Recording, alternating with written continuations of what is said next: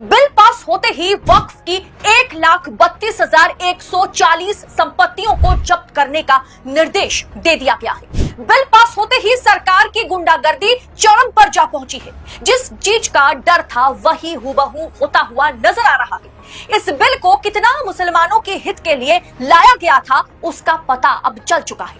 वैसे ये तो शुरुआत है, पिक्चर अभी बाकी है। लोकसभा और राज्यसभा से वक्फ संशोधन बिल पास होने के बाद उत्तर प्रदेश की योगी सरकार गुंडागर्दी पर उतर आई है। योगी सरकार ने वक्फ घोषित संपत्तियों पर बड़ी कार्रवाई शुरू कर दी है। राज्य सरकार ने सभी जिलों के जिलाधिकारियों को आदेश जारी कर वक्फ की 1,32,140 संपत्तियों की पहचान कर उन्हें जब्त करने का निर्देश दिया है। राज्य के इनकम टैक्स डिपार्टमेंट के मुताबिक उनके रिकॉर्ड में सिर्फ 2,963 वक्फ संपत्ति दर्ज है या संपत्तियां दर्ज है। वहीं सुन्नी वक्फ बोर्ड की 1,24,355 और शिया वक्फ बोर्ड ने 7,785 संपत्तियों को वक्फ के रूप में रजिस्टर किया है। इनमें से भी रेवेन्यू रिकॉर्ड्स में केवल 2,533 सुन्नी और 430 शिया वक्फ संपत्तियों का उल्लेख किया गया है जो रजिस्टर्ड है।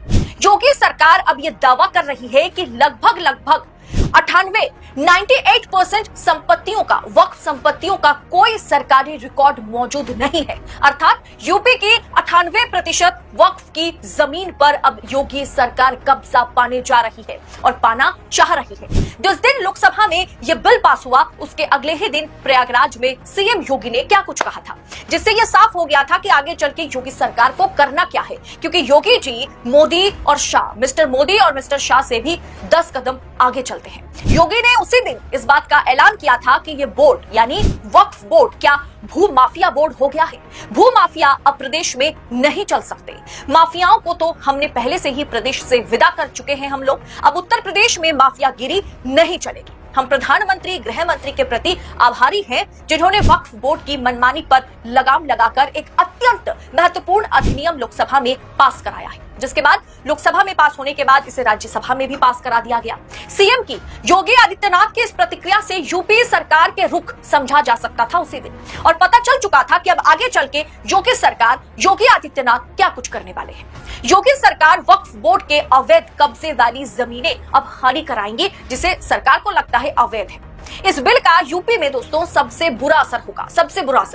सरकार का रुख क्या है? यूपी सरकार की बात की जाए, यूपी में वक्फ बोर्ड की कितनी संपत्तियां हैं इसे लेकर के अलग अलग दावे हैं। एक दावा वक्फ बोर्ड की ओर से की जाती है, एक दावा सरकार करती है। वक्फ बोर्ड का रिकॉर्ड कुछ कहता है और यूपी सरकार की रिपोर्ट कुछ और कहती है।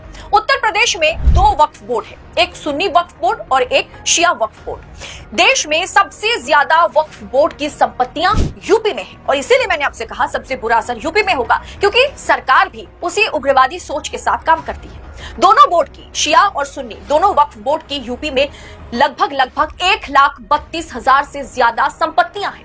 सुन्नी वक्फ के पास 1,24,000 और शिया के पास 8,000 संपत्तियां दर्ज हैं। वक्फ बिल आने से पहले एआईएमआईएम नेता असदुद्दीन ओवैसी ने कहा था कि यूपी में 1 लाख संपत्तियों के कागज ही नहीं है। वक्फ काउंसिल के मुताबिक संपत्तियों के रिकॉर्ड में हेराफेरी भी की गई है। वहीं यूपी सरकार ने पिछले साल वक्फ संपत्तियों की जांच कराई थी, जिसके अनुसार यूपी में 2.25 लाख संपत्तियां रिकॉर्ड में है। सुन्नी वक्फ बोर्ड के पास 2 लाख और शिया वक्फ बोर्ड के पास 15,000 संपत्तियां हैं।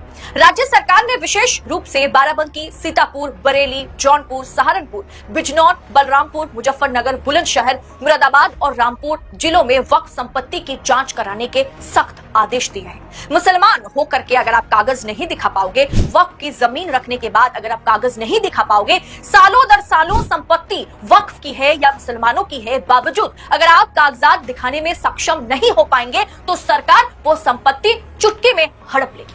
दोस्तों अब आप लिख के रख लीजिए कि धीरे धीरे ज्ञानवापी मस्जिद, मथुरा की शाही ईदगाह, संभल की मस्जिद, ये सब वक्फ की संपत्ति से सीधा सरकारी संपत्ति में ट्रांसफर हो जाएगी। ये सरकारी संपत्ति बन जाएगी और इन ढांचों को तोड़ने का प्रक्रिया भी शुरू हो जाएगा।